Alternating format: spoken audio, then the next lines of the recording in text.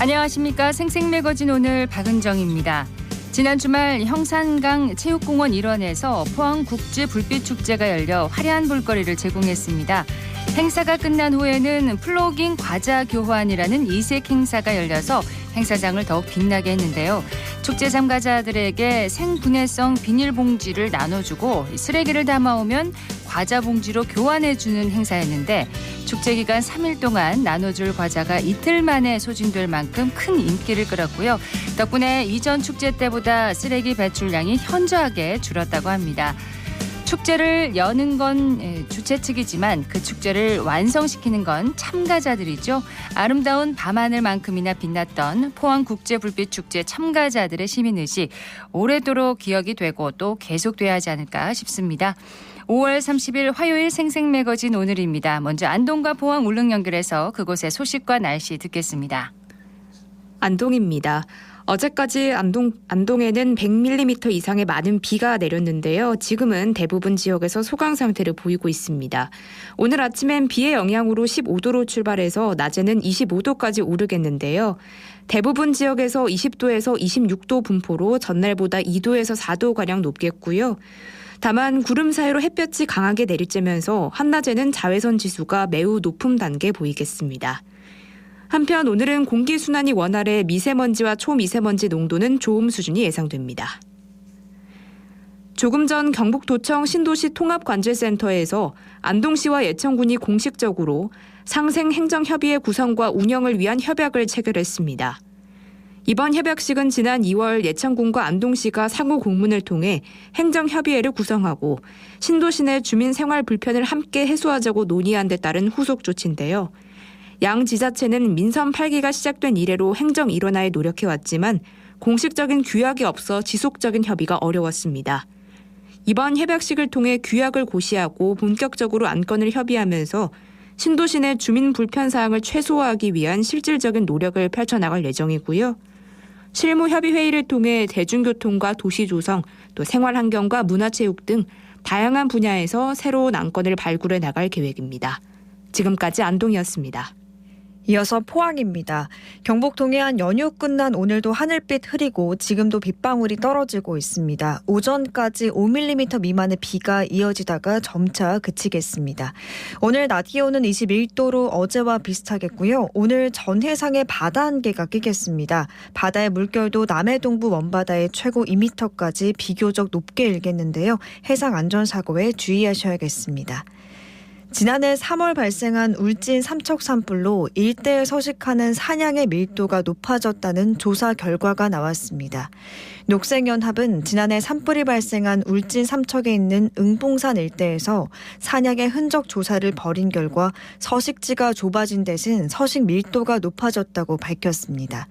조사 결과를 보면 응봉산 덕풍계곡 등에서 발견된 사냥 분변 등의 흔적은 기존 40곳에서 200곳으로 5배 늘었고 지난달 21일부터 무인 센서 카메라 촬영 횟수도 30회를 기록했습니다.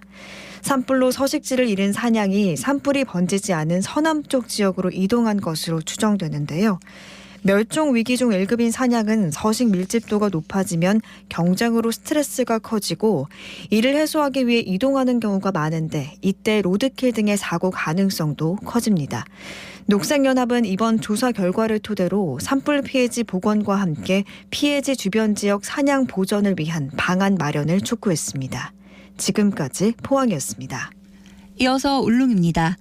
울릉도와 독도의 하늘은 구름 많습니다. 현재 기온은 어제보다 0.8도 높은 18.6도, 습도는 75%입니다. 동해중부 안쪽 먼바다에는 북에서 북동풍이 불면서 0.5에서 1.5m의 잔잔한 물결이 일고 있습니다. 오늘 여객선은 정상 운항합니다. 다만 일부 운항이 통제된 여객선이 있으니 선사별로 시간표 확인하시기 바랍니다. 울릉군이 울릉도 독도 지원 특별법 제정을 위해 총력을 다하고 있습니다.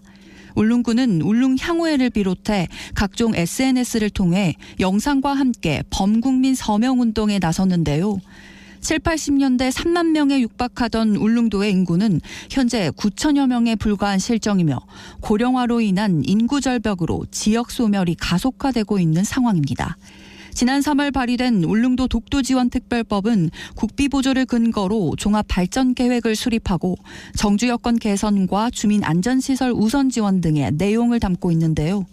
울릉군과 지역 정치권은 여야 지도부와 정부를 잇따라 방문해 이번 특별법의 조속한 심사와 통과를 요청했고 울릉 군민들은 무트로 나와 서명운동을 펼치고 있습니다. 10여 년간 도전한 특별법 제정의 통과를 위한 울릉도의 절실한 노력이 좋은 결실로 이어지길 기대합니다. 지금까지 울릉이었습니다.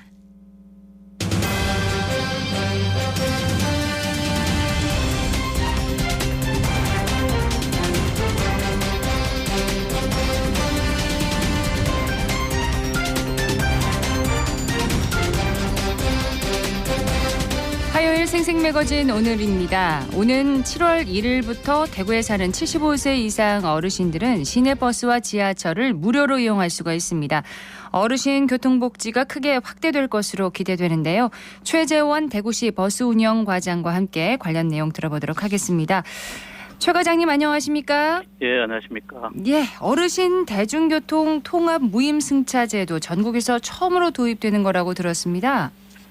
네, 어르신 대중교통 통합 무임승차 제도는 시장님 공약사항으로서 지금의 대한민국을 있게 해주신 분들에 대한 최소한의 복지와 예우 차원에서 시행됩니다. 예. 예, 도시철도의 경우 특광역시마다 그리고 시내버스는 일부 지자체가 무임승차를 지원하고 있지만 시내버스와 도시철도를 같이 지원하는 것은 이번에 대구광역시가 전국 최초입니다. 그렇군요. 예, 2020년 대구시 대중교통 수송 분담률을 보면 도시철도가 지역 전체의 8%를 수송 분담하고 있는 반면에 시내버스는 이보다 훨씬 높은 18%로서 어르신들도 시내버스 이용을 더 필요로 하고 있다고 봐야 되고 네. 또 도시철도 무임승차는 역세권에 가까이 사시는 어르신들만 혜택을 보고 있고 그나마 시내버스와는 무료 환승이 안 되는 어떻게 보면 반쪽짜리 지원이라는 한계가 있습니다. 예. 그래서 이번에 시행되는 대중교통 통합 무임승차 제도는 어르신들이 기존의 대중교통을 이용하면서 아쉬웠던 부분을 채워드리고 더 많은 교통 혜택을 드리고자 하는 뜻에서 시행된다고 보시면 되겠습니다. 예. 대상이 75세 이상 어르신들이라고요? 네. 원래 시내버스 무임승차 대상은 75세부터이고 내년에는 74세 이상으로서 해마다 1세씩 낮아져서 2028년부터는 70세 이상으로 확대됩니다. 그렇군요. 예, 도시철도는 또 올해는 기존대로 65세 이상 어르신이 무임승차할 수 있고 또 내년부터는 해마다 1세씩 대상 연령이 높아져서 2028년부터는 시내버스와 도시철도 모두 70세 이상 어르신이 무임승차 대상이 되겠습니다. 예. 75세 이상 어르신들 7월부터 이제 시내버스와 도시철도를 무료로 이용하시려면 교통카드를 새로 발급받으셔야 한다고 들었는데 그 부분도 좀 설명을 해 주세요. 이제 시내버스와 도시철도 무임승차를 위해서는 먼저 교통카드를 발급받으셔야 됩니다. 통합 무임 교통카드는 실물카드와 모바일카드 두 종류가 있고 카드 발급은 5월 16일부터 발급되고 있습니다. 네. 먼저 실물 카드를 발급받기 위해서는 어르신 본인이 주소지 읍면동 행정복지센터에 신분증을 소지하시고 직접 방문하셔야 됩니다. 행정복지센터에 가시면 본인 확인, 기존 도시철도 무임 카드의 교통 기능 해지 및 교통카드 부정 사용 시 사용 중단에 대한 동의서를 작성하시고 그리고 나면 바로 새로운 통합 무임 교통카드를 발급받으실 수 있습니다. 네. 예, 참고로 통합 무임 교통카드를 발급받으시면 중복 지원을 막기 위해서 기존의 도시철도 승차 시 이용하시던 실버 패스카드의 교통카드 기능은 정지됩니다. 그렇군요. 예, 그리고 2028년까지는 70세까지로 발급 대상이 계속 확대되는데 해당 연령 도달 2개월 전부터 주소지 행정복지센터에 가셔서 통합교통카드를 발급받을 수 있습니다. 그렇군요. 발급 대상이 되는 어르신들께는 네. 행정복지센터를 통해 미리 발급 안내를 해드릴 예정입니다. 연락이 오시겠죠. 네네. 지난 16일부터 발급이 시작됐는데 지금 한 2주 정도 지났습니다. 원활하게 지금 이루어지고 있나요?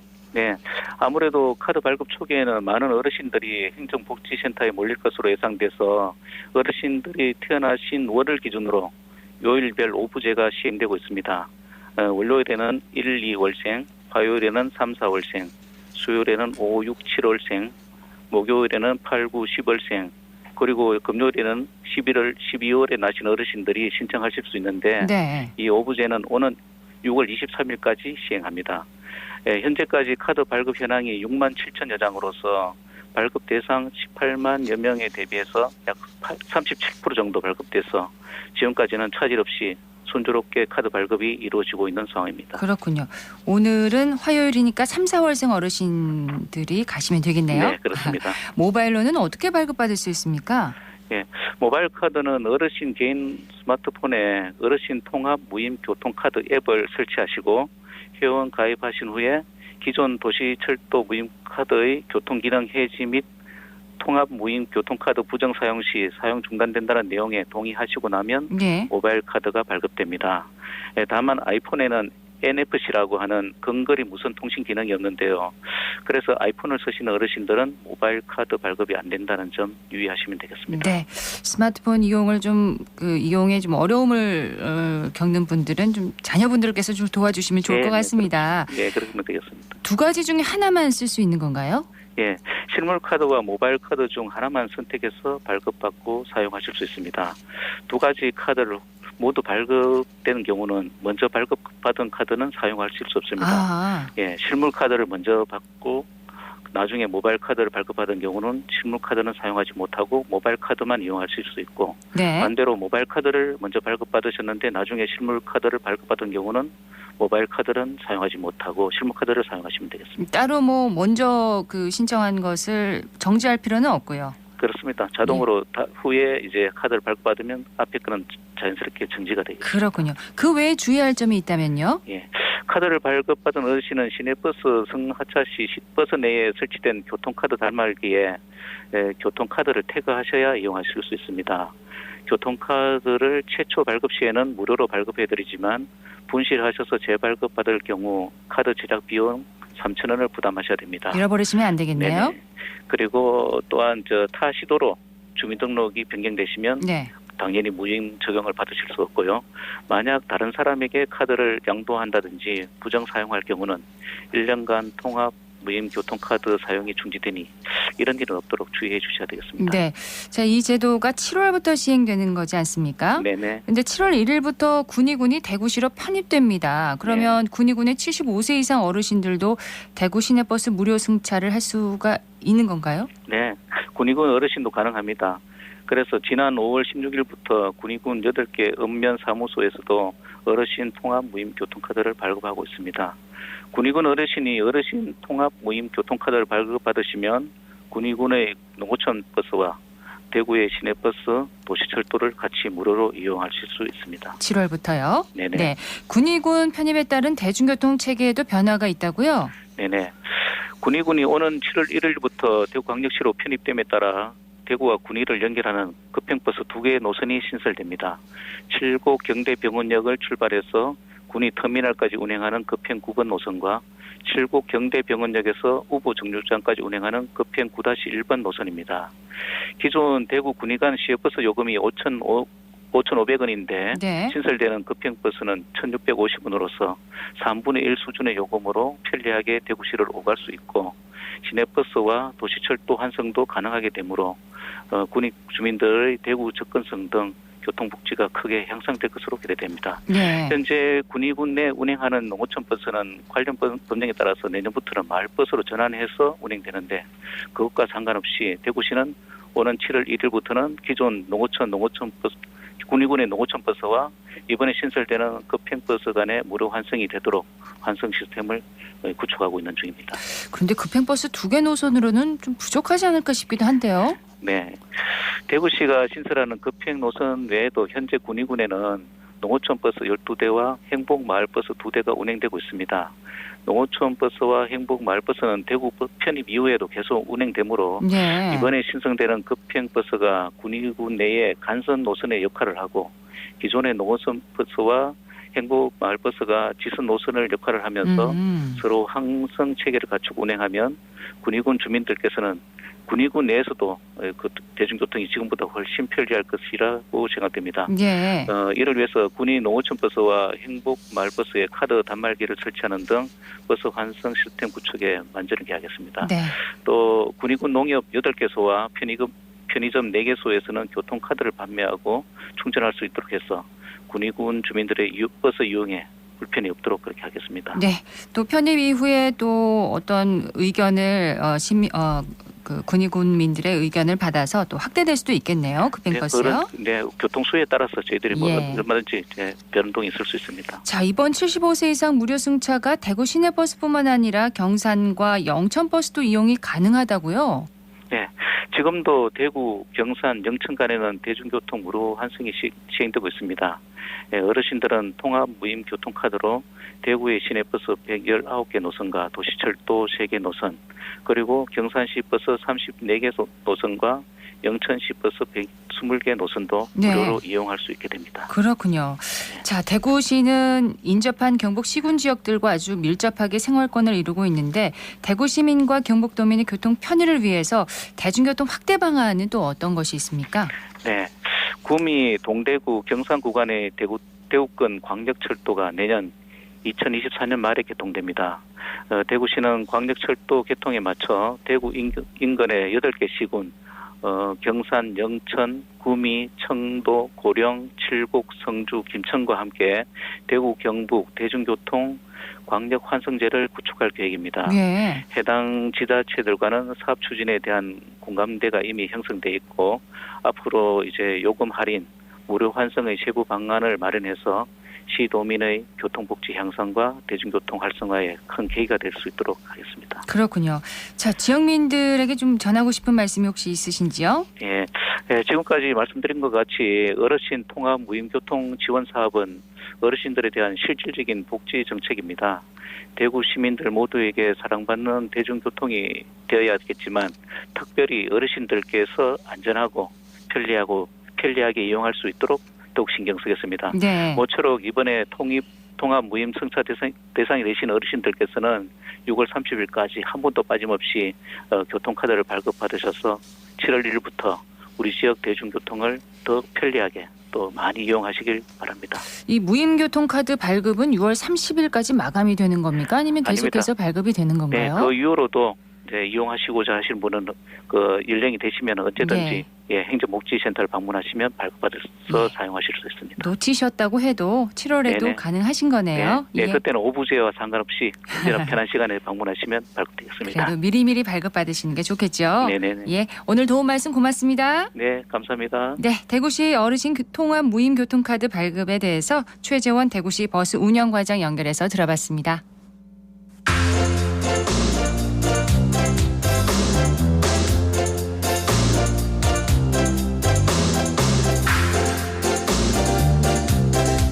(11시 13분) 지났습니다. 지난 토요일이었습니다. 대구 수성모 상화동산에서 자원봉사 와볼래라는 행사가 열렸습니다. 현장에 서유리 리포터 다녀왔다고요? 네, 이 행사는 말 그대로 자원봉사 한번 와볼래라는 오. 의미도 담겨 있고요.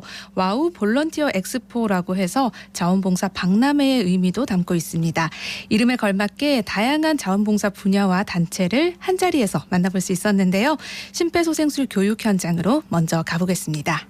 사람이 쓰러졌어요. 그럼 제일 먼저 하셔야 될 게 뭔 것 같아요? 119에 연락을 합니다. 정확합니다. 그게 첫 번째 중요한 포인트거든요. 그 다음에 하셔야 될 게 뭐예요? 의식을 확인하는 거예요. 네. 심폐소생술은 숨을 쉬는 사람에게는 절대로 해서는 안 돼요. 자, 시작. 하나, 둘, 셋, 넷. 김정순이라고 하고요. 심폐소생술 체험 부스를 운영하고 있습니다. 한 분, 두 분 하기 시작하면서부터 지금은 굉장히 많은 분들이 관심을 가지고 참여를 하고 있습니다.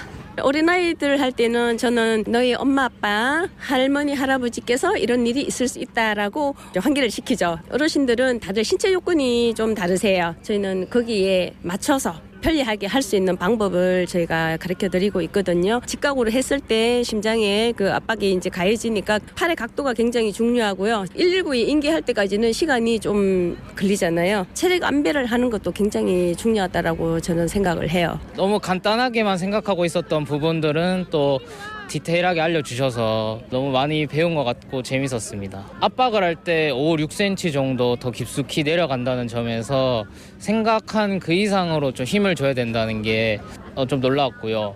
지산동에 살고 있는 이한승입니다. 손에 힘을 많이 줘야 돼서 힘들었어요. 그래도 생명을 구할 수 있는 거라고 해서 좀 뿌듯했어요. 멋집니다. 심폐소생술은 정말 익혀두면 위급한 순간에 소중한 생명을 살릴 수 있어서 배워보고 싶어요. 저도. 네, 배워야 하는데요. 네, 그래서 예. 또 많은 분들이 궁금해하셨는데요. 행사 부스를 쭉 둘러보다가 심폐소생술 체험 부스를 보고 들어오는 시민들 정말 많았습니다.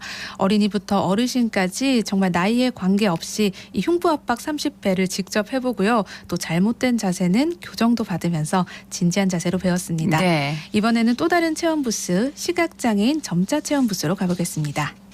시각장애인 안내견은 식당 밖에서 기다려야 합니까? O, X 중에 골라주세요. X요.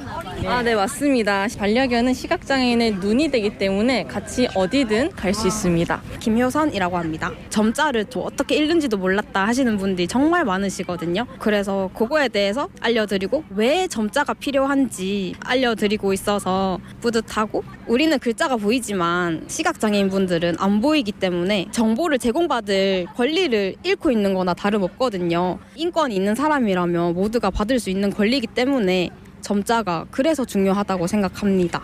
저희가 퀴즈를 만들어 와서 알려드리고 있는데 많은 분들이 몰랐는데 알려줘서 너무 좋다 이런 말씀을 해주시거든요. 오늘 안 오신 분들도 다음에 이런 기회가 생기면 꼭 오셔서 다 같이 알아가셨으면 좋을 것 같아요. 평소에 시각장애인들 봤을 때 어떻게 행동하면 좋을지 알고 싶어서 여기 부스에 와서 설명 듣게 되었어요. 퀴즈도 약간 아리송한 게 많아서 조금 더 잘 알아야겠다는 생각을 가졌어요. 평소에 점자에 대해서 궁금했는데 접할 기회가 없었어가지고 이번에 체험하게 됐습니다. 점자 퀴즈가 있었는데 생각보다 어려워서 시간이 좀 걸리더라고요. 그래도 점자 읽는 법을 조금이라도 알게 되어서 좋았어요. 관심이 있어가지고 퀴즈는 잘 맞추게 되어서 뿌듯했습니다. 많은 분들이 체험해 주셨으면 너무 좋을 것 같아요. 여러 활동에 참여를 해보고 자신에게 맞는 자원봉사를 찾을 수 있네요. 네, 맞습니다. 행사를 통해서 평소에 궁금하지만 잘 알지 못했던 시각장애인 그리고 점자에 대한 내용을 알 수가 있었는데요. OX 퀴즈도 풀고 또 한글 점자 일람표를 참고해서 점자 해석 퀴즈도 풀어봤습니다. 네, 점자 블록은 저시각 시각장애인도 잘 볼 수 있는 노란색으로 하는 게 원칙인데요. 요즘 미관상의 이유로 이걸 검은색이나 회색으로 바꾸는 곳이 있다고 합니다. 이렇게 되면 저시각 시각장애인들은 길을 찾기가 더 어려워진다고 하니까요. 반드시 노란색으로 해야겠고요. 이유가 다 있었군요. 네, 맞습니다. 이어서 행사를 담당한 양혜지 사회복지사 이야기 들어봅니다. 저희가 마음이라는 주제를 가지고 지금 부스를 18개를 운영을 하고 있습니다. 보통 저희가 자원봉사하면 딱 떠오르는 것들이 누군가를 도와주는 활동이라고 많이 생각하시는데 그것 말고도 되게 다양한 활동이 많거든요. 그래서 그거를 좀 알려드리고 싶었고 일상 속에서 할 수 있는 다양한 활동들을 이번에 체험하시고 가시면 이제 집에서도 편하게 또 자원봉사 활동에 대해서 관심을 가지고 할 수 있지 않을까 하는 마음으로 준비를 하게 되었습니다. 단순히 체험하는 것도 좋지만 지금 운영하는 팀들이 다 현장에서 봉사활동을 하고 있는 팀들이기 때문에 현장의 봉사 소리를 좀 들을 수 있으면 또 좋을 것 같다라는 생각이 들고요. 오늘 활동들이 다 일상에서 집에서도 활동할 수 있는 것들을 저희가 가지고 왔기 때문에 오늘에서 그치지 않고 집에서 그걸 실천한다면 조금 더 의미가 있지 않을까 싶습니다. 요즘 자원봉사의 트렌드가 지역의 뭔가 특성을 활용한 거 그리고 사회 문제를 해결하기 위한 활동들로 되게 다양화되어 있습니다. 예를 들자면 분리배출을 잘하는 것도 자원봉사의 일환이 될 수 있고요. 그다음에 요즘에 많이 하는 게 플로깅이라고 해서 걸으면서 자연스럽게 쓰레기 줍는 것도 다 자원봉사의 일환이거든요. 그래서 그런 다양한 자원봉사 활동이 있으니까 그런 거 많이 좀 참여해 주셨으면 좋겠고 혹시나 그런 내용이 궁금하시다면 저희 수성구 자원봉사센터에 문의 주시면 제가 친절히 응대해 드리도록 하겠습니다. 현장에 18개의 부스가 있었다고 했잖아요. 자신에게 맞는 그 자원봉사를 찾았다. 그러면 현장에서 또 바로 신청도 가능했나요? 네, 맞습니다. 이 자원봉사 상담 부스도 운영을 하고 있었기 때문에 본인이 관심 있는 분야에 대해서 안내도 받을 수가 있었고요. 또 이 청취자분들이 지금 들으시면서 또 나 이런 자원봉사 해보고 싶다 하실 수 있잖아요. 그럴 때는 아까 인터뷰에서도 나왔듯이 수성구 자원봉사센터에 문의하시면 친절하게 또 안내를 해드린다고 합니다.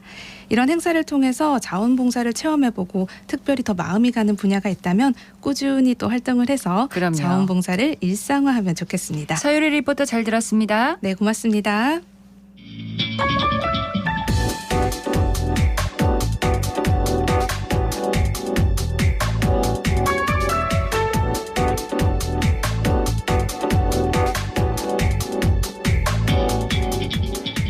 묻고 듣고 생각과 마음을 나누는 방송. 지금 여러분께서는 대구 경북을 보고 듣는 생생 매거진 오늘을 함께하고 계십니다.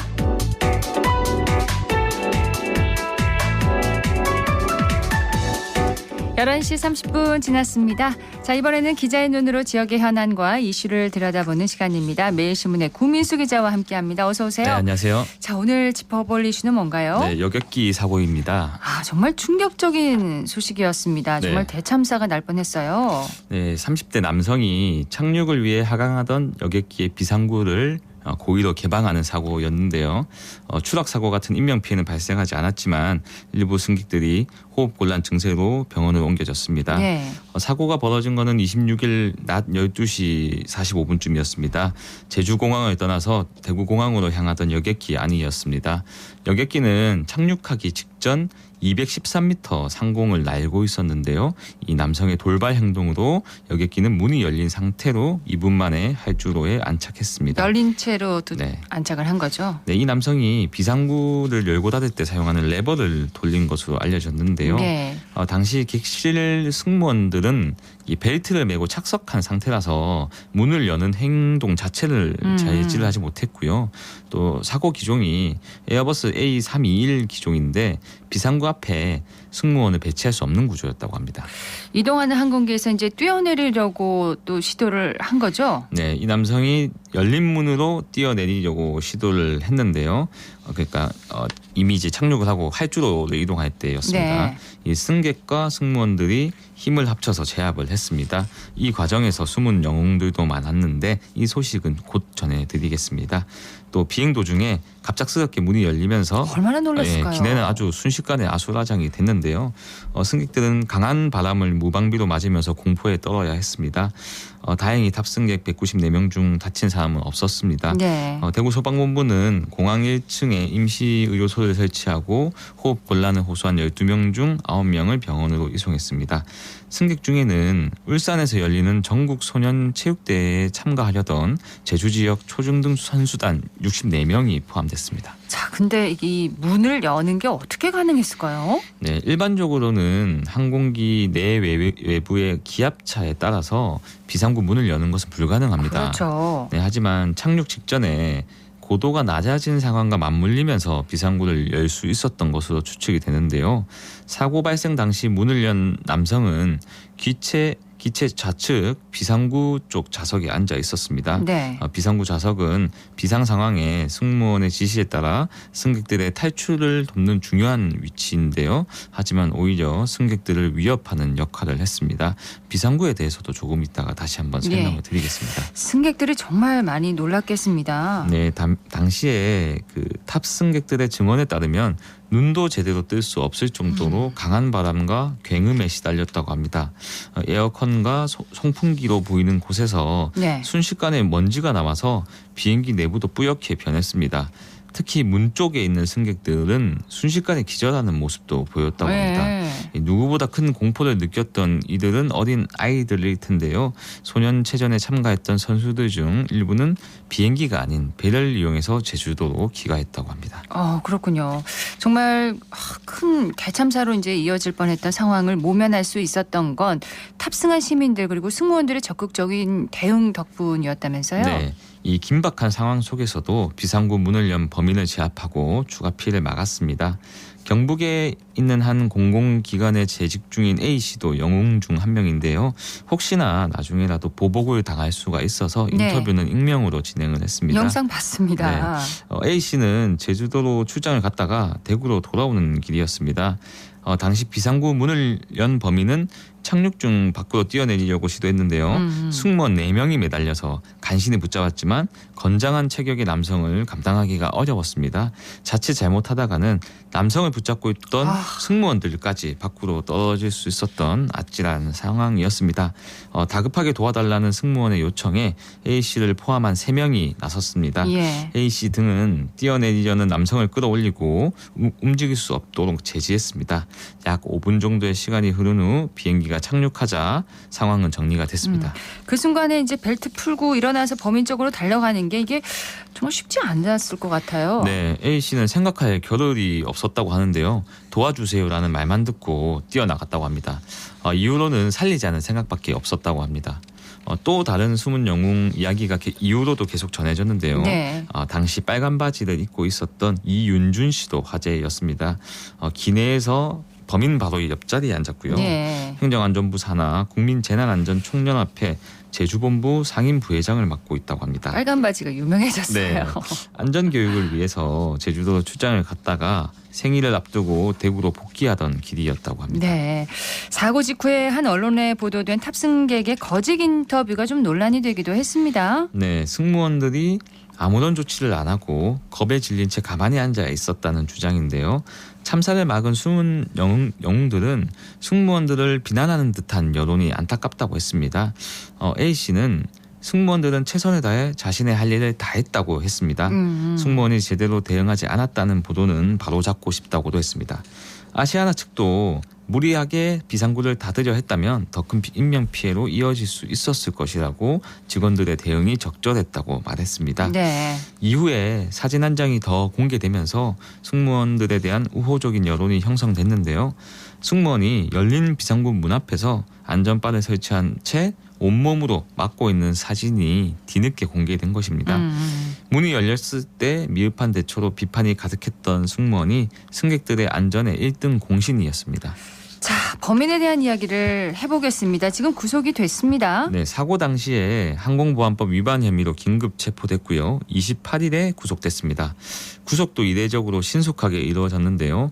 영장 실시 심사가 2시 30분이었는데 3시 30분에 구속이 결정됐습니다. 1시간 만에요. 네, 보통은 6시쯤에 결정이 이루어지곤 하는데 이번에는 1시간 만에 결정이 됐습니다. 호송차로 이송 당시에 취재진이 계획하고 문을 열었냐고 물어봤는데요. 네. 빨리 내리고 싶어서 그랬다고 답을 했습니다. 이 194명을 공포에 몰아넣은 행동치고는 이유가 너무 황당했습니다. 위험하지 않았냐는 질문에는 당시 비행기에 타고 있었던 아이들에게 너무 죄송하다고 답을 했습니다. 네. 이 경찰 조사에서는 최근 실직 후에 스트레스를 받고 있었다고 했고요. 비행기 착륙 전에 답답해서 그랬다고 했습니다. 이 남성은 제주시 연동에 거주를 하고 있고 현재 무직이라고 알려졌습니다. 음주나 약물 사용 흔적은 없었습니다. 여객기 안에서 이제 제압을 당할 때도 승객들이 크게 당황시켰다면서요? 네, 이 범인이 제주 공항으로 향하는 공항 버스에서부터 불안한 기색이 역력했다고 합니다. 겉보기에는 평범해 보였지만 계속해서 손을 붙잡는 듯한 모습을 보이면서 안절부절 못하는 모습을 보였다는 건데요. 비상구 문을 연 뒤에 다른 탑승객들에게 제압을 당했을 때도 제가 왜 억압을 받아야 하죠? 이렇게 반문을 했다고 합니다. 당시까지만 해도 비상구 출입문이 열린 이유가 정확하게 확인되지 않아서 도와주러 나섰던 승객들도 크게 당황했다고 합니다. 다만 저항은 심하지 않았던 것으로 전해지고요. 경찰도 조사 당시에는 큰 난동이 없었고 얌전한 모습이었다고 전했습니다. 앞으로 어떤 처벌을 받게 될까요? 네, 여객기 출입구를 강제로 열 경우 10년 이하의 징역형을 받을 수가 있습니다. 항공안전보안법에 따르면 출입문 탈출구 기기를 조작해서 항공기 보안이나 운행을 저해할 경우 10년 이하 징역형에 처한다고 규정을 하고 있고요. 다른 승객들에게 상해를 입혔다면 형법상 상해죄도 적용이 됩니다. 이 경우 가중처벌을 받아서 최대 15년형까지 선고할 수 있습니다. 네, 이런 사고가 일어날 거라고는 사실 상상 영화에서나 봤죠. 이런 사고가 또 일어나면 어떻게 해야 할까요? 대책이 있을까요? 네, 앞서 말씀드린 대로 일반적인 여객기는 비상구를 강제로 여는 것이 불가능합니다. 여객기가 높은 고도에서 비행하고 있을 때는 기내 안팎 기압 차이가 벌어지기 때문인데요. 아예 열리지 않는 거죠. 네, 하지만 이번 사고처럼 200m 상공에 있다면 상황이 달라질 수 있습니다. 기압 차이가 크지 않기 때문인데요. 사고가 발생한 여객기가 비상구 관리에 유독 취약한 구조라는 지적도 있습니다. 해당 기종은 최대 195명이 탑승할 수 있는 중소형 기입니다. 그래서 앉은 자리에서 비상구 문을 열 수 있을 정도로 비상구와 자석이 가까웠다고 가까웠군요. 합니다. 네, 해당 기종은 다른 여객기와 달리 잠금 장치도 없었다고 합니다. 잠금 장치가 대부분 되어 있는 게 네, 맞습니다. 당연한 거잖아요. 맞습니다. 예. 예. 과거에도 이런 일이 있었나요? 네, 2019년 9월에 인천국제공항에서 캄보디아로 향하던 아시아나 여객기에서 한 승객이 비상구 개방을 시도해서 돌아가는 일이 있었고요. 2017년 2월에도 이륙을 준비하던 인천발 베트남행 대한항공 여객기에서 비상구 레버를 화장실 손잡이로 착각한 승객이 있었는데요. 이로 인해서 출발이 2시간 넘게 지연됐습니다. 예. 항공사마다 이제 지금 비상구 앞자리 판매를 중단했죠? 네, 우선 아시아나부터 판매를 중단했고요. 다른 항공사들도 판매 정책을 재검토하고 있습니다.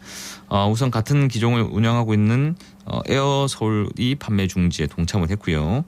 에어 부산을 비롯해서 진에어 등 다른 항공사도 지금 검토 중에 있고요. 네. 국토교통부는 비상구 앞좌석 판매는 각 회사가 자율적으로 판단할 사안이라고 설명을 하고 있습니다. 아무래도 비상구 앞은 비상시에 승무원을 도와야 하는 중요한 자리인데요. 승재현 한국형사법무정책연구원은 비상구 자리를 요청하는 승객에 대해서는 신분 검사를 철저히 하고 비상구 앞에 반드시 승무원이 마주보고 있어야 한다 이렇게 지적을 했습니다. 신분 검사 한다고 해도 네. 어떻게 알겠습니까? 맞습니다. 또 승무원들의 좀 현장 대응력을 좀 키워야 한다는 지적도 그렇죠. 이번 기회에 좀 많이 나오고 있습니다. 분명히 이제 이 자리에는 앞에 승무원이 없었네요. 네, 자리가 맞습니다. 없었던 거네요. 이 기종 자체가 작아서 앞자리가 없었습니다. 어쨌든 다시는 이런 일이 일어나지 않도록 제대로 대책을 세워야겠습니다. 매일신문의 구민수 기자였습니다. 고맙습니다. 네, 감사합니다.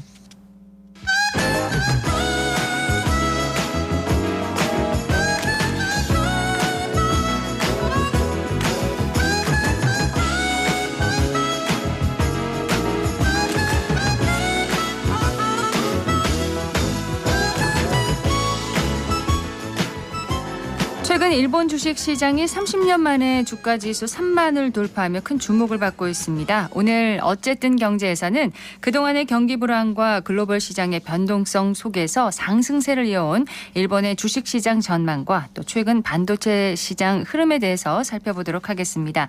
전미영 디지털 자산관리 전문가 나오셨습니다. 안녕하세요. 네, 안녕하세요. 자, 지금 일본 증시가 최근 뜨겁게 달아오르면서 국내 투자자들 사이에서도 일본 주식에 대해서 많이 관심을 갖고 있더라고요.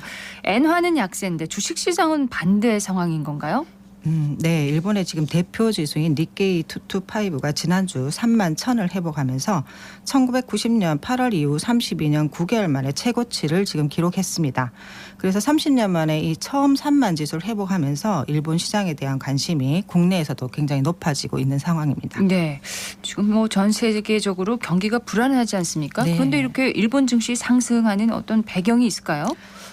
이러한 이제 주가 상승의 배경에는 여러 가지 요인이 작용할 수 있는데요. 지금 현재 첫째로는 일본 정부의 경제 정책과 그동안의 구조 개혁 효과가 드러나고 있는 것이 아니냐는 것입니다. 네. 최근에는 이 애벌레 산업이 바이오나 미래 식량인데요. 이쪽 부분, 그다음에 인공지능, 그리고 로봇, 양자 물리학까지 미래 성장 동력에 대한 집중적인 정책들이 적극적으로 추진되고 있고요.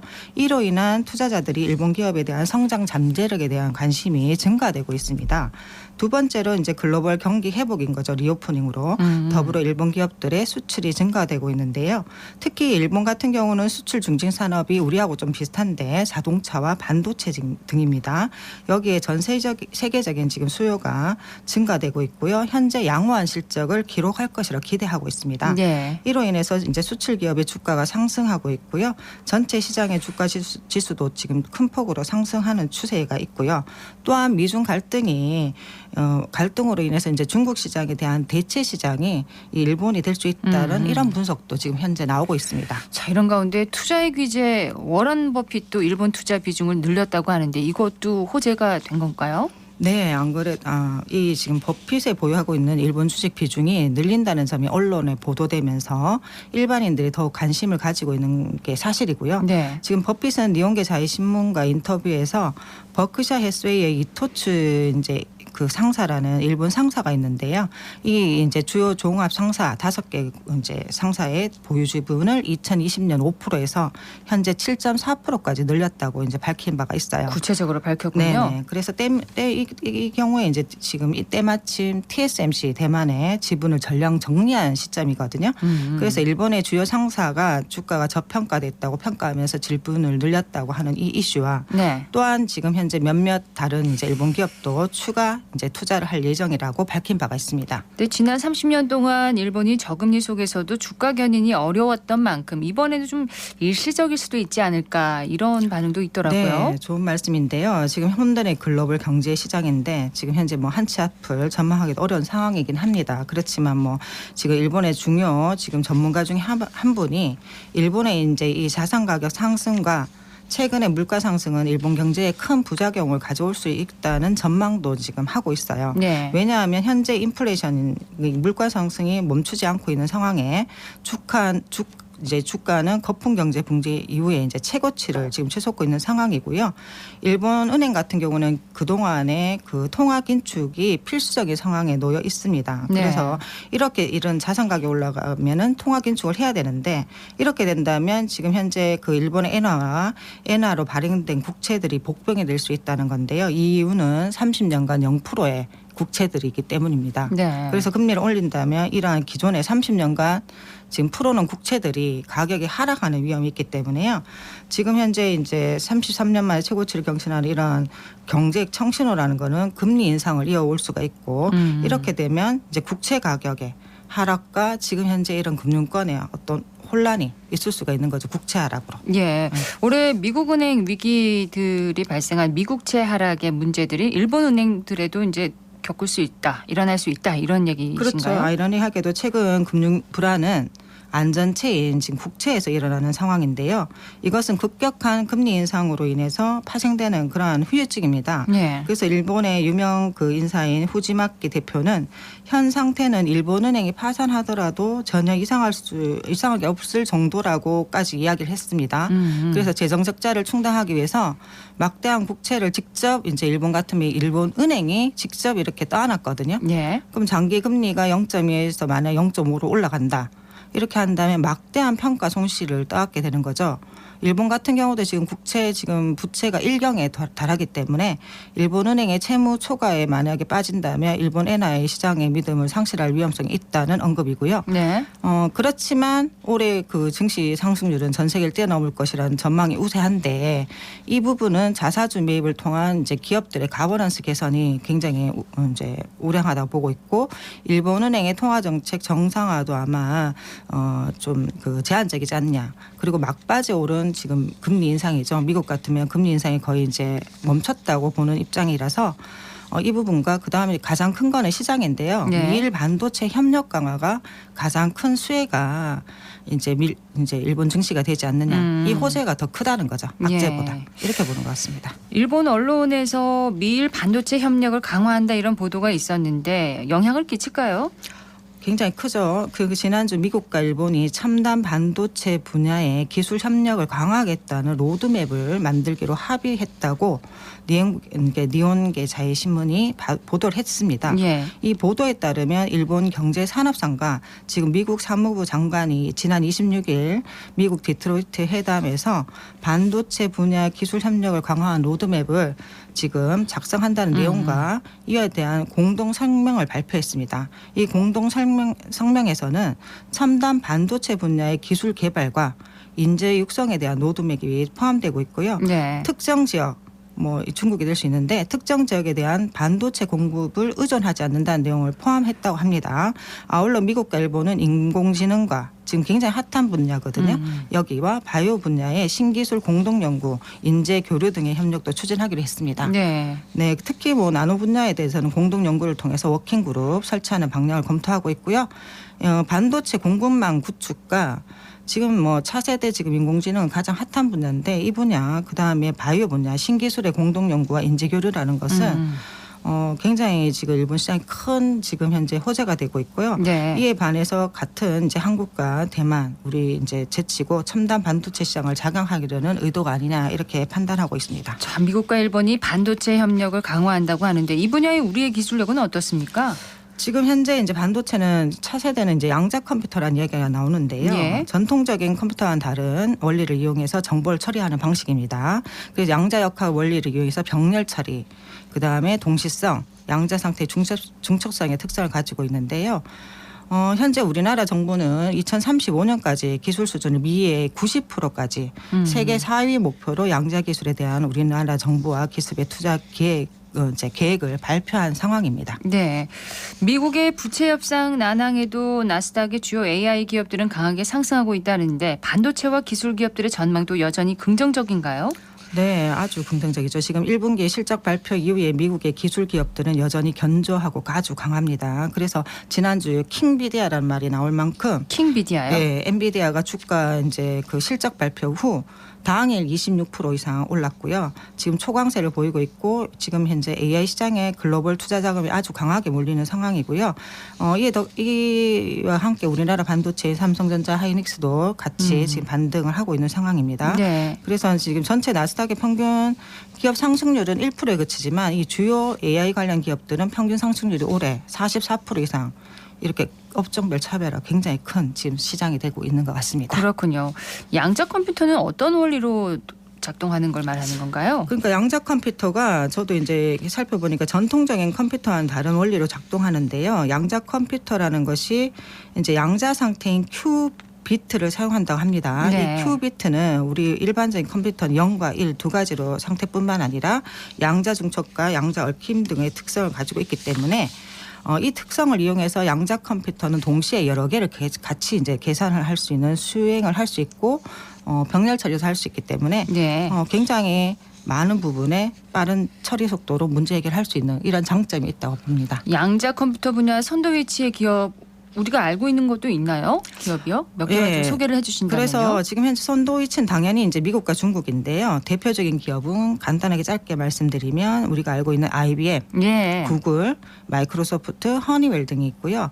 이 IBM 같은 경우는 양자 컴퓨터 같은 경우에 이제 Q 시스템이라는 걸 공개적으로 이미 사용 가능한 양자 컴퓨터를 이렇게 공개했고요. 개방형 플랫폼을 이용해서 사용할 수 있도록 이렇게 하고 있습니다. 예. 중국 같은 경우는 대표적인 게 알리바마, 그다음 바이두, 텐센트 등이 있을 수 있겠습니다. 예. 오늘은 어쨌든 경제에서 일본 주식시장 전망과 또 반도체 업황에 대해서 얘기를 들어봤습니다. 전명 디지털 자산관리 전문가였습니다. 고맙습니다. 네, 감사합니다.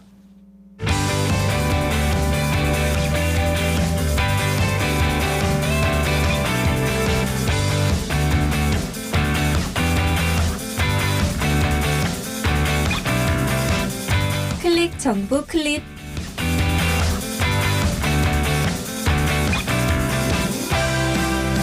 오는 6월 1일은 의병의 날입니다.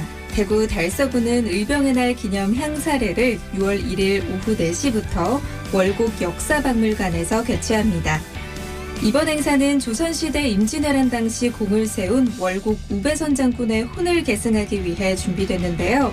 의병의 날 의식을 재현하고 활쏘기, 퓨전 국악 공연 등 다채로운 프로그램이 예정되어 있습니다. 호국 보훈의 달 6월의 시작을 알리는 특별한 행사에서 소중한 추억 남기시기 바랍니다.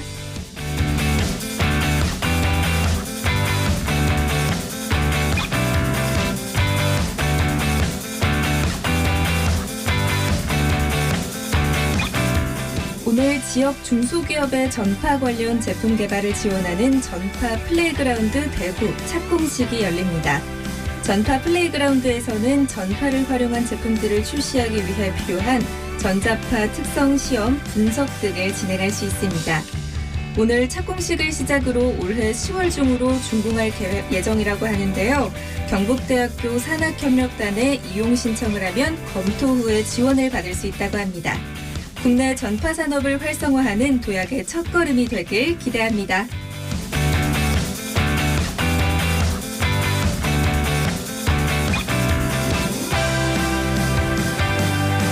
대구시 농업기술센터는 매년 대구 꽃박람회에서 여러 주제의 농업조성관을 운영해 좋은 반응을 얻고 있는데요.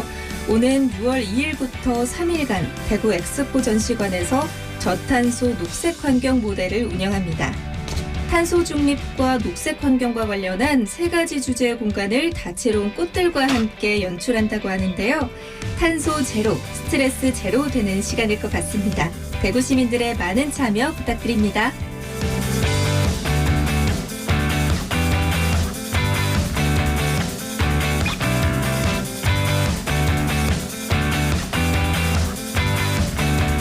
대구 달성군에서 오늘 법정 문화도시 선포식을 엽니다. 달성군은 문화체육관광부가 시행하는 제4차 법정 문화도시 공모에 선정되면서 지역 문화 발전을 위한 사업을 추진하는데요. 선포식에서는 한국 문화도시의 특징과 달성 문화도시 방향 제언을 주제로 세미나도 열린다고 합니다. 이번 선포식을 시작으로 향후 5년간 다양한 사업과 프로그램을 펼칠 계획인데요. 달성군의 발전과 문화도시로의 도약을 응원합니다.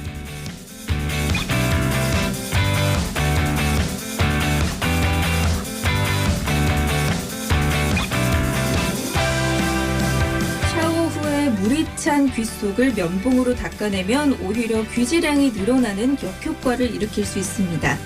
귀지는 귀를 보호하며 우리 몸에서 나름의 역할을 수행하고 있어서 되도록 파내지 않는 게 좋은데요. 귀를 자주 파면 귀 속 피부가 손상되거나 염증이 발생할 수도 있다고 합니다.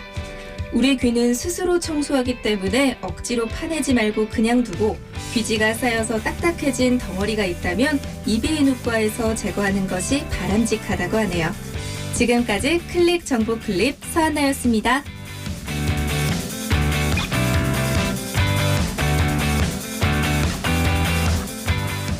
대구 행복기숙사가 오늘 개관식을 갖습니다. 대구와 경북 지역의 대학생 1,000명이 입주할 수 있는 규모로 지난 5월 1일 기준 입사율이 60%라고 하는데요. 관리비 포함 월 24만 원에 이용할 수 있는데 지자체나 대학의 추천을 받으면 월 19만 원까지 혜택을 볼 수 있다고 합니다. 대구 행복기숙사는 교육부와 대구시 사학진흥재단이 협업해서 만든 최초의 연합기숙사입니다. 지역의 청년들이 안전하고 깨끗한 곳에서 미래의 꿈을 일궈나가는 이름 그대로 행복한 삶터가 되길 기대합니다. 생생매거진 오늘 준비한 순서 여기까지입니다. 박은정이었습니다. 고맙습니다.